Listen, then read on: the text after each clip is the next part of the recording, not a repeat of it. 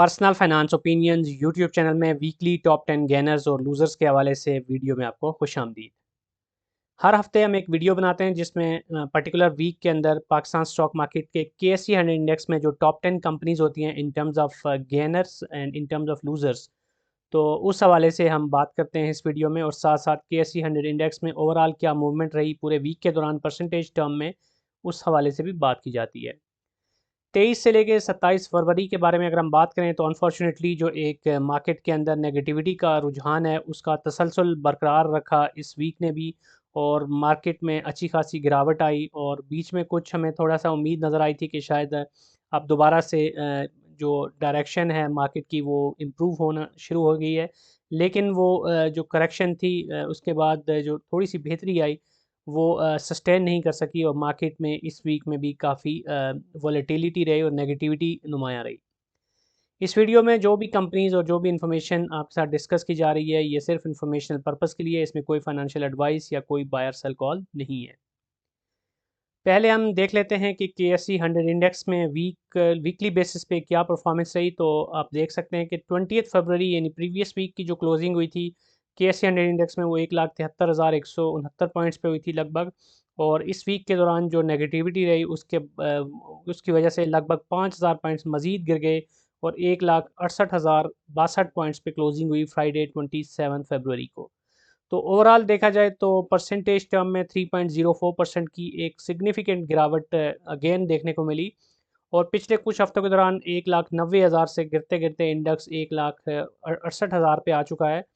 अब इसमें अगर हम रीज़न्स की बात करें तो कुछ रीज़न जो कि नुमायाँ हैं उसमें पहली रीज़न तो जो एक जियोपॉलिटिकल टेंशन है ईरान को लेके और फिर अब जो एक और नई डेवलपमेंट उस हवाले से है पाकिस्तान अफ़गानिस्तान के हवाले से। तो ये सारी चीज़ें हमें जहन में रखनी है कि ये भी एक बड़ा फैक्टर होता है क्योंकि मार्केट्स बहुत ज़्यादा असर लेती हैं जियोपॉलिटिकल टेंशंस का। उसके बाद ये जो टेंशन है इसका मुल्क के अंदर जो लॉ एंड ऑर्डर की सिचुएशन है उसके साथ भी गहरा ताल्लुक है। ख़ास तौर पे अफ़गानिस्तान की बात करें तो अगर अफ़गानिस्तान के साथ मामला जब भी ख़राब होते हैं तो मुल्क के अंदर थोड़ा सा लॉ एंड ऑर्डर की सिचुएशन भी उसका असर लेती है और कुछ नाखुशगवार वाक़यात भी उससे हमेशा जुड़े होते हैं। तो इसके साथ साथ दूसरी एक बड़ी रीज़न जो कि एक kind of an organic reason है जिसको मैं ज़्यादा वेटेज देता हूँ वो ये है कि मार्केट जिस तरह मुसलसल ऊपर चलती गई और पिछले कुछ अरसे में कुछ महीनों या बल्कि सालों की बात कर सकते हैं, साल से ज़्यादा आप कह सकते हैं कि मार्केट के अंदर एक मुसलसल बुलिश ट्रेंड रहा। तो मार्केट के अंदर जब भी बहुत ज़्यादा आप इतना बढ़ावा देखते हैं तो उसके बाद नेचुरली भी हम एक्सपेक्ट कर सकते हैं कि मार्केट में करेक्शन आती है।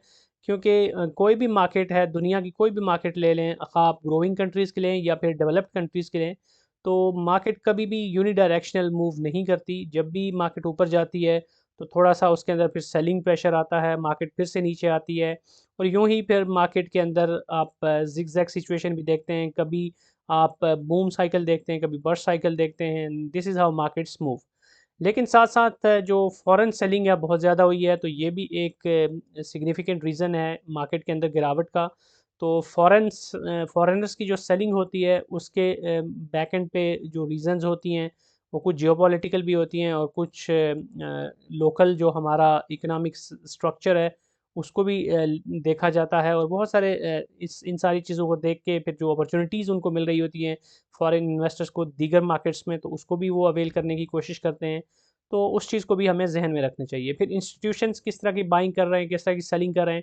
चूँकि रिटेल इन्वेस्टर्स की जो बाइंग एंड सेलिंग है उससे तो बहुत ज़्यादा इंडेक्स पे असर नहीं पड़ता, लेकिन फॉरेन इन्वेस्टर और जो रिटेल इन्वेस्टर्स हैं उनकी तरफ से जो भी मूव्स होती हैं उनका एक अच्छा खासा असर होता है। तो वो भी एक रीज़न है जिसको हम नज़रअंदाज नहीं कर सकते। अब बहुत सारे लोग ये बात करेंगे कि मार्केट में कुछ मैनिपुलेशन होती है तो वो भी एक रीज़न हो सकती है।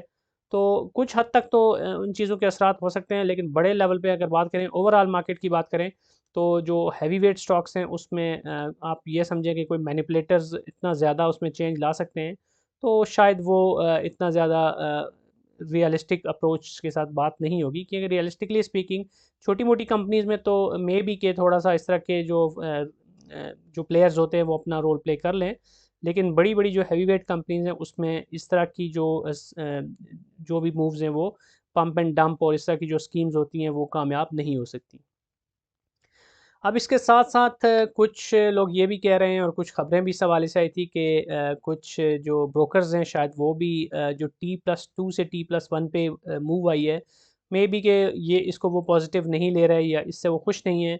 तो कुछ लोगों का ये भी ख्याल है कि शॉर्ट सेलिंग के ज़रिए और दीगर इस तरह की स्कीम्स के ज़रिए शायद उन्होंने भी कोई इसमें रोल प्ले किया है। लेकिन ये चीज़ हतमी नहीं है, इस हवाले से सिर्फ चंद मीडिया सोर्सेज़ में ख़बरें आई हैं। लेकिन उसके अंदर कितना वज़न है या वो कितनी रियल है कि क्या उस हवाले से कोई जो भी इदारे हैं SECB वगैरह, अगर वो कोई ऑफ़िशियली या एक प्रॉपर चैनल के ज़रिए कोई भी इंफॉर्मेशन देते हैं, तो हम उसी को कंसीडर करेंगे। अदरवाइज़ ये र्यूमर्स या इफ्स एंड बट्स के ऊपर जो भी बात होती है, उसको हम 100% एक्सेप्ट नहीं कर सकते या 100% ठीक नहीं मान सकते। अब इसके बाद हम आगे चलते हैं और देखते हैं कि KSE 100 इंडेक्स में इस वीक के टॉप 10 गेनर्स कौन से रहे, क्योंकि एक तरफ तो मार्केट 5000 से ज़्यादा पॉइंट्स गिर गई है, लेकिन इसके बावजूद भी आप देखेंगे कि कुछ कंपनीज ऐसी हैं जिन्होंने अच्छा खासा गेन किया है। अब ये गेनर्स और लूज़र की लिस्ट जारी करने से पहले एक चीज़ मैं यहाँ पे क्लियर करूँ कि बहुत सारी जब मैं इस सीक्वेंस में या इस सेगमेंट में वीडियोज़ बनाता हूँ, तो उसमें कुछ लोग कमेंट्स में और कुछ ईमेल या व्हाट्सएप के ज़रिए बता रहे होते हैं कि फ़लाँ XYZ कंपनी है, वो तो टॉप 10 गेनर्स में होनी चाहिए थी, वो क्यों नहीं है? हालाँकि उसने इतने परसेंट गेन किया या उसने इतने परसेंट लूज़ किया है। तो याद रहे कि ये सिर्फ़ KSE 100 इंडेक्स के हवाले से बात हो रही है। आप बहुत सारी ऐसी कंपनीज़ का ज़िक्र कर रहे होते हैं, जो KSE 100 इंडेक्स का हिस्सा ही नहीं होती। तो हम यहाँ पे सिर्फ़ फ़िल्टर्ड एक सिनेरियो यानी कि वही टॉप 10 हैवीवेट कंपनीज़ जो कि टॉप 100 हैवीवेट कंपनीज़ जो KSE 100 इंडेक्स में से, उसमें से ही फिर टॉप 10 गेनर्स और लूज़र्स की बात कर रहे होते हैं। अब जो पहले नंबर पे जो कंपनी है जिसने सबसे ज़्यादा गेन किया इस वीक में वो है अस्करी बैंक। और अस्करी बैंक जब से रिज़ल्ट आया उसके बाद और पिछले कुछ अरसे से बहुत अच्छा मोमेंटम दे रही है। और इस की अगर ओवरऑल बात की जाए तो इस वीक में 12.75% का गेन हासिल किया अस्करी बैंक ने in terms of its market price. शरिया कंप्लाइंस के हवाले से हमेशा की तरह अगर कोई कंपनी शरिया कंप्लाइंस इंडेक्स का हिस्सा है तो मैं उसको लाइट ग्रीन बैकग्राउंड, और जो शरिया कंप्लाइंस इंडेक्स का हिस्सा नहीं है उसको लाइट ऑरेंज बैकग्राउंड के साथ यहाँ पर आपके सामने पेश कर रहा हूँ। जो दूसरी कंपनी है वह थल लिमिटेड, और इसके शेयर प्राइस में भी 11.53% का एक सिग्निफिकेंट जंप देखने को मिला इस वीक के दौरान। तीसरे नंबर पे जो कंपनी है वो है SS ऑयल मिल्स, और 8.84% का इजाफा हुआ इस कंपनी के शेयर प्राइस में। जबकि चौथे नंबर पे जो कंपनी है वो है फातिमा फर्टिलाइज़र, जिसकी शेयर प्राइस में 8.19% की इंक्रीज़ देखने को मिली इस वीक में। पाँचवें नंबर पे जो कंपनी है वो है Nishat mills limited. Nishat group की कंपनीज़ पिछले कुछ अरसे से जब से नई गाड़ियों के हवाले से डेवलपमेंट्स हो रही हैं इनकी, तो काफ़ी ज़्यादा ख़बरों में भी आ रही हैं और काफ़ी ज़्यादा इनमें वॉलेटिलिटी और साथ-साथ काफ़ी ज़्यादा गहमा-गहमी भी देखने को नज़र आ रही है। तो इस वीक में NML के शेयर प्राइस में भी सिग्निफिकेंट इज़ाफ़ा हुआ है 7.49%। उसके बाद GHGL गनी ग्लास, इसका 7.21% का इज़ाफ़ा देखने को मिला, जबकि सिनर्जी के शेयर प्राइस में 6.77% का इज़ाफ़ा हुआ। सिनर्जी के हवाले से एक रीसेंट अनाउंसमेंट भी है, न्यूज़ भी है। तो बाखबर इन्वेस्टर, कामयाब इन्वेस्टर वीडियो सीरीज़ जो कि हर वीकली एक वीडियो अपलोड होती है इस चैनल पे, उसमें उस हवाले से भी हम डिटेल में बात करेंगे। इसके बाद बैंक अल-फलाह के शेयर प्राइस में 6.62% का इज़ाफ़ा रहा, जबकि पाकिस्तान ऑयल फील्ड लिमिटेड, इसने भी रिज़ल्ट और उसके साथ डिविडेंड की अनाउंसमेंट की, और इसकी शेयर प्राइस में भी इस वीक में 6.24% का एक अच्छा खासा इज़ाफ़ा हुआ। जबकि लास्ट जो टॉप 10 लिस्ट में कंपनी है इस गेनर्स में वो है अटक पेट्रोलियम, 5.78% का इज़ाफ़ा इस कंपनी के शेयर प्राइस में हुआ। इसके बाद अगर टॉप 10 लूज़र्स की बात करें फ्रॉम KSE 100 इंडेक्स, तो इसमें जो सबसे ज़्यादा लॉस का शिकार कंपनी रही वो है यूनिटी फूड, और बहुत ही बड़ा इसमें डिक्लाइन रहा ओवरऑल 26.46% ड्यूरिंग दिस वीक।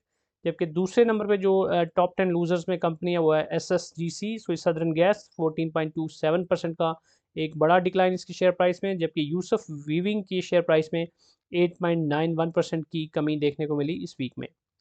चौथी जो कंपनी है वह गदून टेक्सटाइल, 8.77% कमी रही इसके शेयर प्राइस में। जबकि पाकिस्तान टोबैको के शेयर प्राइस में 8.26%, और सर्ल जो कि फार्मा सेक्टर की कंपनी है इसकी शेयर प्राइस में 7.89% का हमें डिक्लाइन देखने को मिला इस वीक के दौरान। अब जो अगली कंपनी है इस लिस्ट में वो है तारिक ग्लास लिमिटेड, और तारिक ग्लास की शेयर प्राइस में 7.5% की कमी, जबकि पाक गल्फ लीजिंग कंपनी के शेयर प्राइस में 7.05% की कमी हुई इस वीक में। नाइन्थ कंपनी जो है वह DH पार्टनर्स लिमिटेड, जिसकी शेयर प्राइस में 6.89%, जबकि मैपल लीफ के शेयर प्राइस में इस वीक में 6.770% की कमी देखने को मिली। तो ये थी वो कंपनीज टॉप 10 गेनर्स और लूजर्स की जो लिस्ट है उसमें। और किसी वीक में अगर शेयर प्राइस में बहुत कमी या बहुत ज़्यादा इजाफा होता है तो by any means that can not be considered as a buy or sell call, या उसकी बेसिस पे आप अपना डिसीजन नहीं ले सकते। लेकिन ये इन्फॉर्मेशन शेयर करने का सिर्फ मकसद ये होता है कि इन कंपनीज में अगर आप इन्वेस्टेड हैं और आप इस हवाले से इन्फॉर्मेशन लेना चाहते हैं तो आपको एक थोड़ी सी क्लैरिटी मिल जाती है, एक पिक्चर मिल जाती है और आइडिया हो जाता है कि मार्केट में गेनर्स या लूजर्स कौन से रहे और कितने ज़्यादा गेंस मिले या लॉसेस मिले इस पर्टिकुलर वीक में इन्वेस्टर्स को। बहरहाल इन्वेस्टर्स के लिए ये इम्पॉर्टेंट है कि जब तक आप अपनी जो भी आपकी होल्डिंग है उसको बेचते नहीं हैं तो ये पेपर लॉस ही है। एक्चुअल लॉस जब तक आप इसको रियलाइज़ नहीं करते वो होता नहीं है। अलबत्ता अगर आप ट्रेडर हैं और आपकी स्टॉप लॉसेस हिट होते हैं या फिर आप पैनिक सेलिंग करते हैं और इन एनी केस अगर आप एग्ज़िट लेते हैं किसी कंपनी से लॉस में, तो वही आपका लॉस होगा। और यही अप्रोच प्रॉफिट के केस में भी है। किसी कंपनी में जो भी प्रॉफिट आपका हो रहा होता है आपकी पोर्टफोलियो में जो भी होल्डिंग है उसके ऊपर, तो वो आपका पेपर प्रॉफिट ही है जब तक आप उसको रियलाइज़ नहीं करते। तो जब तक आपके पास होल्डिंग पड़ी है, मार्केट नीचे भी आ रही है, अगर आपके पास अच्छी कंपनीज़ हैं, स्ट्रॉन्ग कंपनीज़ में आपने इन्वेस्ट कर रखा है, देखभाल के, प्रॉपर एनालिसिस करके, ड्यू डिलिजेंस के साथ, तो फिर बिल्कुल भी आपको परेशान होने की ज़रूरत नहीं है। इसी तरह अगर आपने ऐसी कंपनीज़ में इन्वेस्ट किया जो कि वक्ती तौर पर बहुत अच्छा परफॉर्म कर रही हैं, तो अब डिपेंड करता है कि आपकी स्ट्रेटजी क्या है। अगर आपके जो टारगेट्स हैं, आप कुछ स्पेसिफिक परसेंटेज में प्रॉफिट लेके आप निकलना चाहते हैं और वही आपकी स्विंग ट्रेडिंग की स्ट्रेटजी है, तो उस केस में शायद वो आपके लिए रीज़नेबल हो। लेकिन अगर आप लॉन्ग टर्म इन्वेस्टर हैं तो फिर आपको इन सारी चीज़ों को, नॉइज़ जो होता है मार्केट में, उसको बिल्कुल मद्देनज़र नहीं रखना। उससे कतई नज़र होकर आप अपनी इन्वेस्टमेंट स्ट्रेटजी पे फोकस रखना है। बहरहाल ये वीडियो थोड़ी सी लंबी हो रही है, उसके लिए माजरत, क्योंकि टिपिकली इस सेगमेंट की जो वीडियोस होती हैं वो बहुत ही शॉर्ट रखी जाती हैं। लेकिन आज मैंने सोचा कि थोड़ा सा बाकी जो एस्पेक्ट्स हैं इस हवाले से उनके ऊपर भी बात कर ली जाए। तो इस वीडियो में जो भी इन्फॉर्मेशन है उस हवाले से आपका जो भी फीडबैक है, जो भी कमेंट है या जो भी आपकी राय है, उस हवाले से आप कमेंट सेक्शन में लिख सकते हैं। Thank you very much.